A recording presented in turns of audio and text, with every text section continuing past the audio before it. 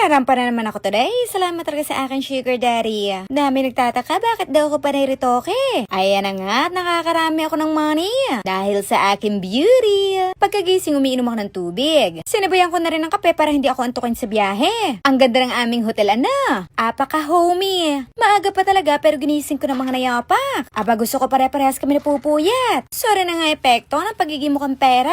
Look nyo lahat halos nagagawa ko na mima. Focus lang talaga sa salapi. Tapos na sa wagas na pag-ibig. Nagutom lang talaga ako dyan. Yung sabi gagawin daw akong prinsesa. Prinsesang gutom, mima. Anyway, aray ang aking outfit. Yaman-yamanan ako for today. Dati nga ako'y naniniwala sa wagas na pag-ibig. Na para bang ako'y laging nasa fantasy. Natantel ako'y nagutom. Nalosyang at iniwan. Kaya ito, nakabalik alindog program. Sorry mga ginagamit ko sa skin ha. Miss yung essentials product lahat. Pangit ang packaging. Pero quality ang effect. Mura na. Kaya sulit talaga.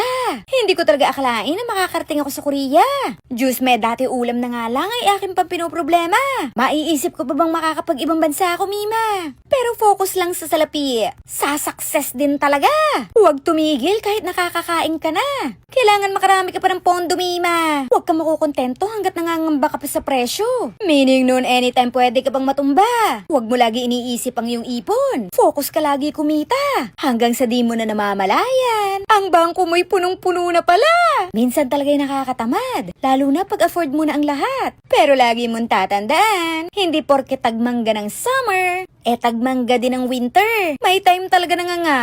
Kaya't pag tagmangga, ihataw nyo, mima.